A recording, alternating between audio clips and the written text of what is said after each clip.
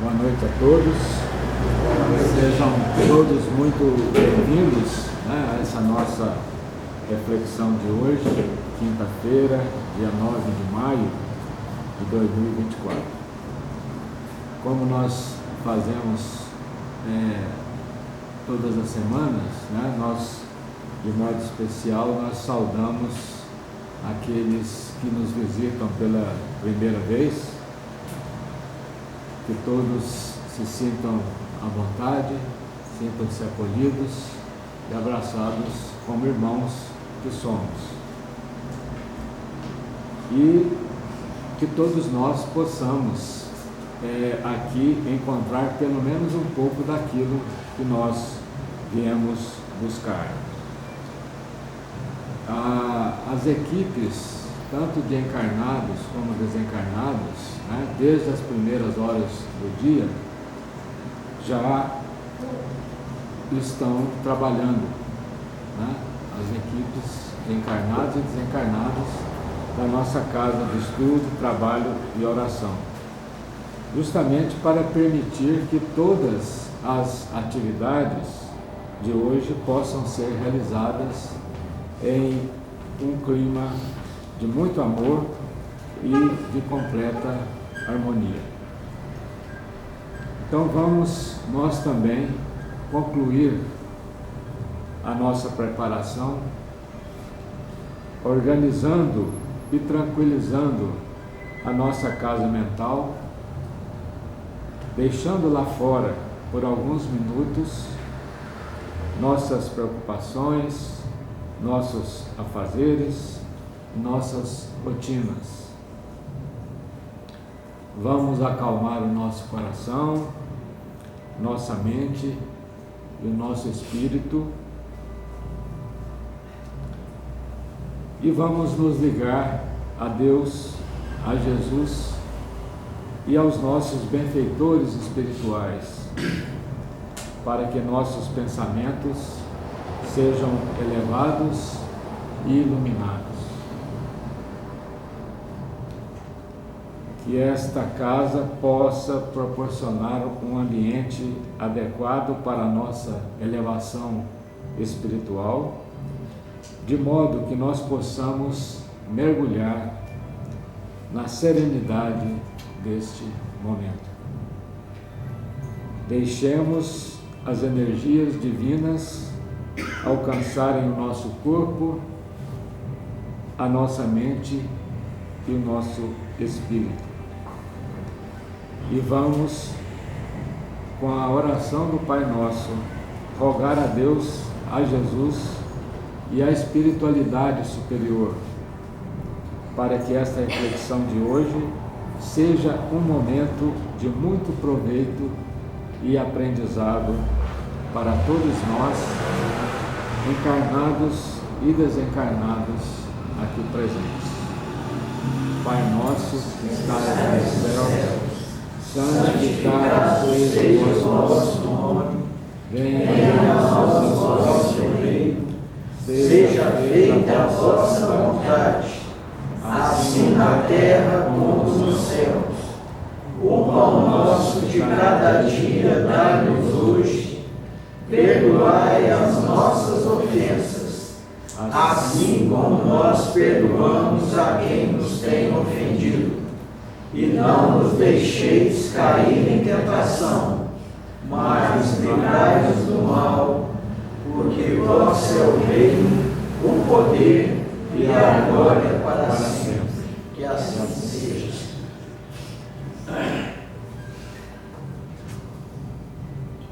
Meus irmãos, a nossa reflexão de hoje, nós colocamos o título de 100 pedras na mão, 100 com S, Se colocar um C ali, muda completamente o sentido, E colocamos aqui as nossas referências, Esse livro que nós consideramos nosso livro-texto, que usamos todas as vezes que nós fazemos essa reflexão de quinta-feira, já conhecido de vocês, é do José Carlos de Luca, se intitula Alguém Me Tocou. Também vamos utilizar hoje um livro de entrevistas de Chico Xavier que se intitula Chico Xavier, a Terra e o Semeador, é da editora ID. Evangelhos de João, né, capítulo 8, versículo 7, versículo 11 e o capítulo 12, versículo 47. Mateus, capítulo 7, versículos 3, o 2 e o capítulo 9, com os versículos 12 e 13, e também capítulo 23, versículos 27 e 28. E finalmente a primeira carta de São Paulo aos Tessalonicenses, né? Capítulo 5, versículos 16 a 18. E o nosso ponto de partida dessa nossa reflexão hoje são palavras de Chico Xavier, exatamente nesse livro aqui de entrevistas. E Chico Xavier, respondendo a uma pergunta de um dos entrevistadores, ele diz o seguinte a respeito de Jesus. Ele fala: Jesus nos recomendou entregar os nossos julgamentos aos juízes, para que não venhamos a julgar erradamente uns aos outros. E continua: Jesus, portanto, compreendia que, geralmente, todos temos determinado grau de periculosidade e que, em virtude disso, precisamos da misericórdia de todos, né? Então, Jesus já achava que nós éramos muito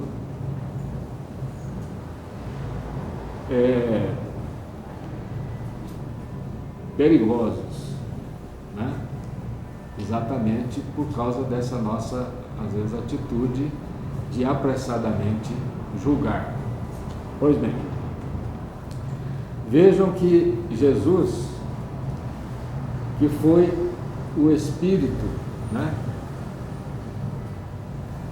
mais evoluído que já pisou aqui na Terra, ele afirmou então categoricamente que ele veio no meio de nós para salvar o mundo e não para julgar o mundo.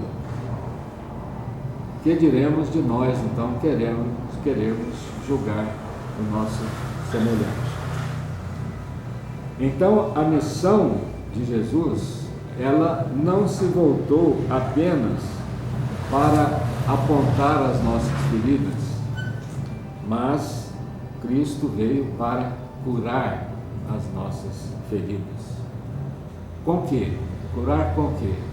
Curar por meio do amor, principalmente o amor com que ele envolvia os pecadores.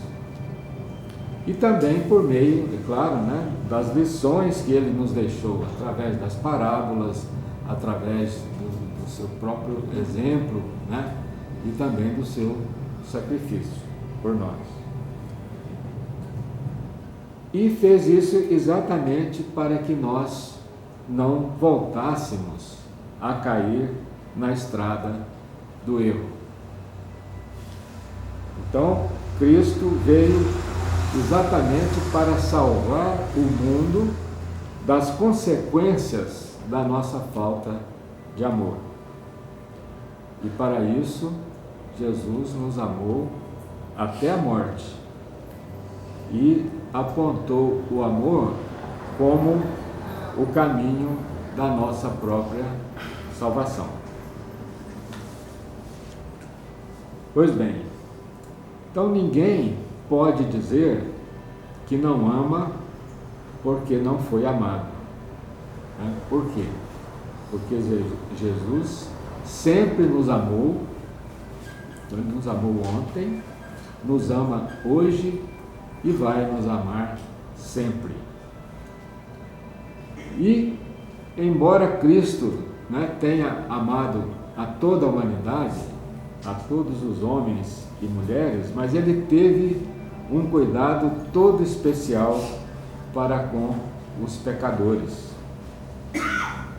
Ora, a palavra pecado vem do latim peccatum, e daí surgiu a expressão impecável, que significa, então, impecável é a qualidade da pessoa sem falha, pessoa sem defeito. E nós estamos muito longe de sermos, então, impecáveis. Mas Jesus, então, ao afirmar que ele veio para os pecadores e não para os impecáveis, ou seja, não para os bons, ele elege esses últimos, os bons, como auxiliares na sua missão junto à humanidade. Então ele deseja não só que nós sejamos bons, mas que nós possamos ajudá-lo na sua missão. Mas observem que, mesmo para os imperfeitos, Jesus não trouxe pedras. Jesus não trouxe a ameaça do fogo do inferno, mas sim, Jesus deu a eles a luz do esclarecimento, o calor do seu coração.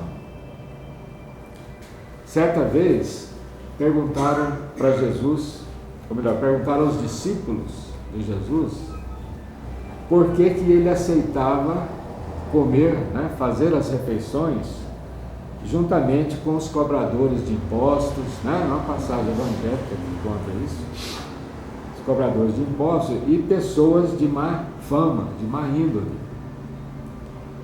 Os cobradores de impostos, vocês se lembram, eram pessoas malquistas pelo povo, porque eles geralmente se excediam nas suas cobranças. Jesus ouviu a pergunta e ele mesmo respondeu. E ele disse o seguinte: os que têm saúde não precisam de médico, mas os doentes sim. Então, eis porque eu vim para chamar os pecadores e não os bons. Então, Jesus, ao nos chamar, ao chamar os equivocados, os pecadores, os que erraram, para uma vida nova, Jesus não usava de crítica e nem de repreensão.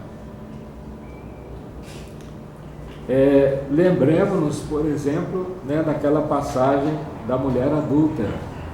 Está lá na Bíblia, no Evangelho de João, capítulo 8, versículo 7. Havia uma mulher adúltera que todos queriam apedrejar, como era o costume naquela época. E o mestre livrou aquela mulher da morte, com aquela famosa frase, que vai ficar gravada na nossa mente por toda a eternidade. Jesus disse: quem estiver sem pecado, que seja o primeiro a atirar uma pedra. Então vejam que nem mesmo Jesus, o único que talvez estivesse ali sem pecado, nem ele censurou aquela mulher, mas apenas disse, está lá em João capítulo 8, versículo 11: eu também não condeno você, vá e não peque mais. Será que Jesus, com isso, ele estava querendo aprovar o adultério daquela mulher? Claro que não, Mas nos mostra que Jesus, o que ele deseja é a morte do pecado e não a morte do pecador. Ou seja, o erro não é maior, não é mais importante do que a pessoa que o comete. Isso estava muito claro para Jesus, né? Embora não esteja muito claro para nós, que nós continuamos a confundir as duas coisas. Nós confundimos o pecado com o pecador. Então, vejam, meus irmãos, que Cristo tem uma estratégia diferente da nossa. Ele acolhe o pecador, nós o segregamos, nós o condenamos. Cristo abomina, detesta o pecado, mas ama o pecador. Nós rejeitamos o pecado e rejeitamos também o pecador, apesar de sermos tão pecadores quanto aquele ou aqueles que nós condenamos. Será que não é uma incoerência nossa? Uma incoerência de nossa parte? Nós fazermos isso? E como disse Chico Xavier, todos nós temos um certo grau de periculosidade. Isso é bem típico de Chico Xavier, né? Muito interessante. Somos perigosos. Ou seja, ainda percorremos a estrada do erro. Então, com que direito nós iremos condenar aqueles que tropeçam, muitas vezes, nas mesmas pedras que nós tropeçamos? Jesus, em uma outra passagem, no Evangelho de Mateus, capítulo 7, versículo 3, ele formula uma pergunta bastante objetiva, cuja resposta nós ainda não demos, porque não sabemos, simplesmente porque não sabemos responder. Ele então diz o seguinte: por que é que você vê o cisco no olho do seu irmão e não repara na trave de madeira que está no seu próprio olho?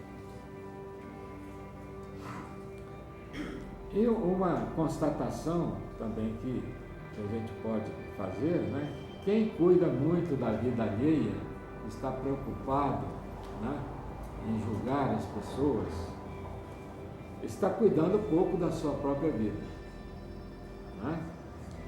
E isso é lamentável, porque quando nós cuidamos mais de nós mesmos, existe tanto trabalho interior para ser feito, não é mesmo? Na busca de nossa elevação, que certamente não nos sobraria tempo, né, se nós fizéssemos isso, para vigiar a conduta do próximo, a conduta dos nossos irmãos.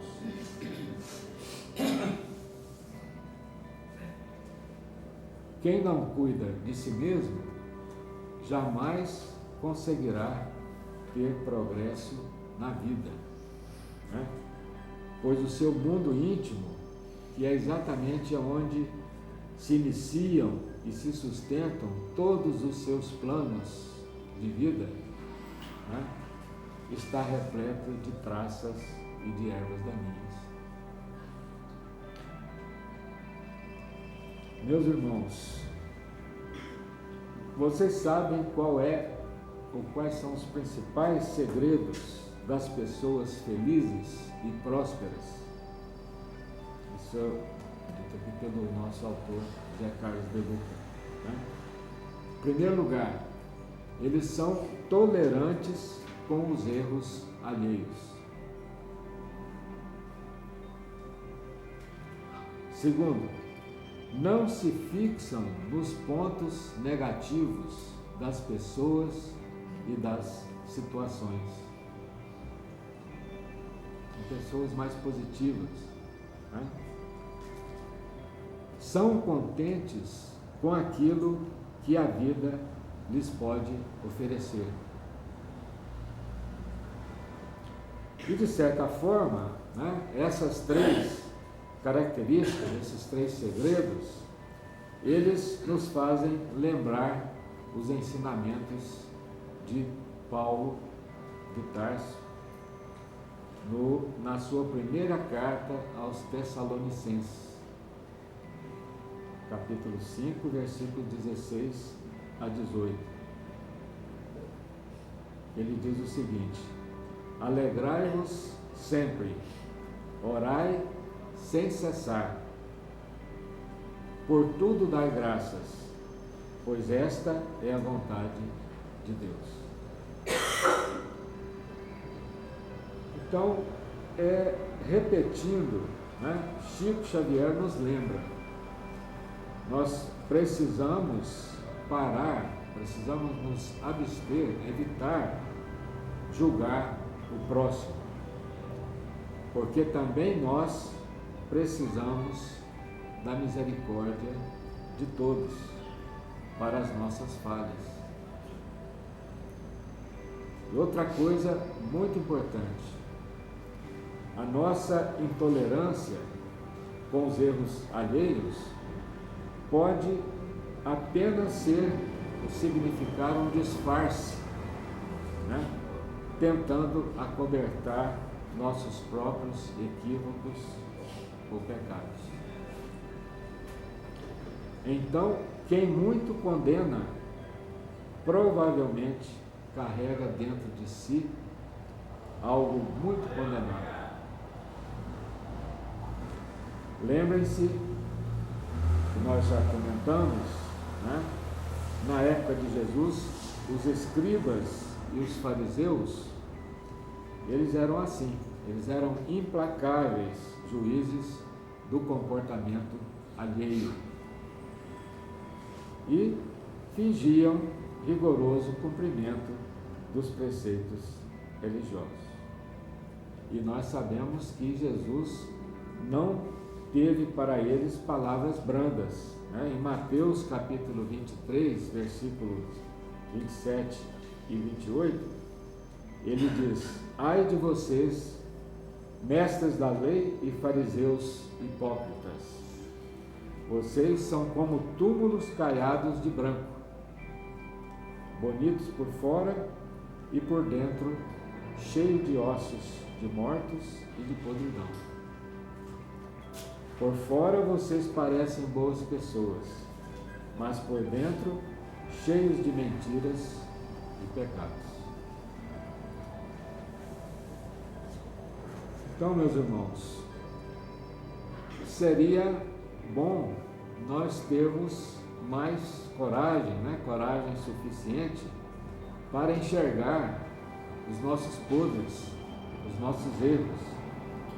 Mas esta atitude interior, ela é muito dolorosa e ela demanda muita humildade, que normalmente nos falta, né? Mas seria de grande valia, porque faria com que nós jogássemos fora as nossas pedras. E isso seria muito bom, porque com pedras na mão, dificilmente nós vamos conseguir tocar o coração de Jesus. Senão, vejamos, como é que nós vamos erguer as mãos em súplicas ao céu, se as mãos estão cheias de pedras? Como esperar pelas bênçãos de Jesus, se amaldiçoamos a vida do próximo com os nossos julgamentos? E o próprio Cristo nos diz que nós seremos julgados com a mesma medida que usarmos para julgar o próximo. Então, por isso, irmãos, é bom que nós reflitamos um pouco mais. Porque se a vida está sendo muito dura conosco, pode ser que nós estejamos também sendo muito duros com os nossos semelhantes. Então, temos que nos lembrar que quando nós estamos condenando alguém, na verdade, nós estamos lavrando uma sentença condenatória contra nós mesmos. Se Jesus tem um coração que perdoa, que compreende, por que o nosso coração não é capaz de fazer o mesmo? Será que nós não podemos, pelo menos, tentar? Então, meus irmãos, concluindo, a proposta do Cristo é esta: jogar fora as nossas pedras e olhar com humildade para a nossa periculosidade, conforme nos disse Chico Xavier. Sem pedras na mão e sem fogo na língua, né? Certamente nossa vida ficará mais leve e mais próxima do nosso Mestre Jesus. Que assim seja. Nós vamos agora partir para a oração final. Eu penso que vocês repitam comigo, por favor. Amado Jesus, recuei no tempo, voltei 2000 anos,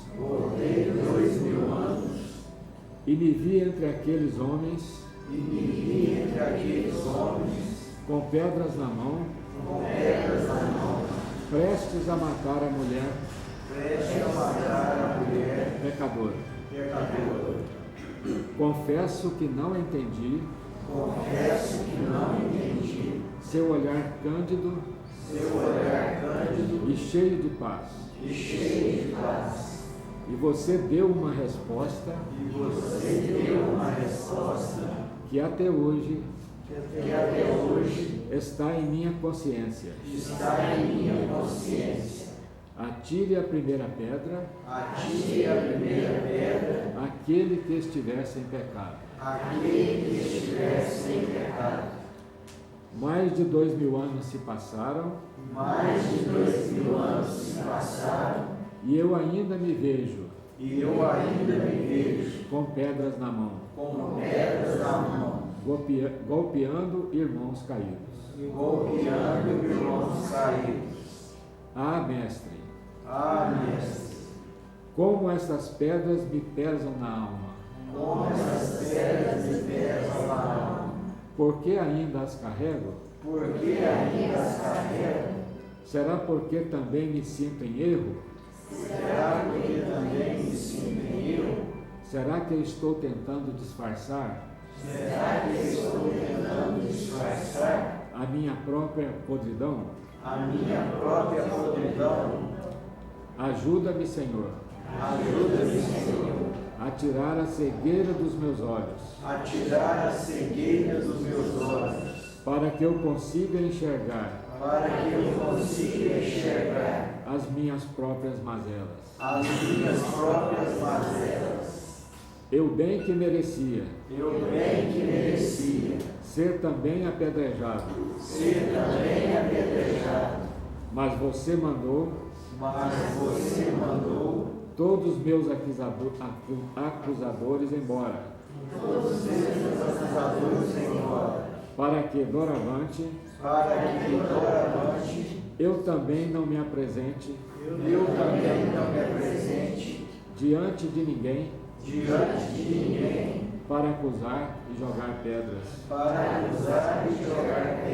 Que assim seja.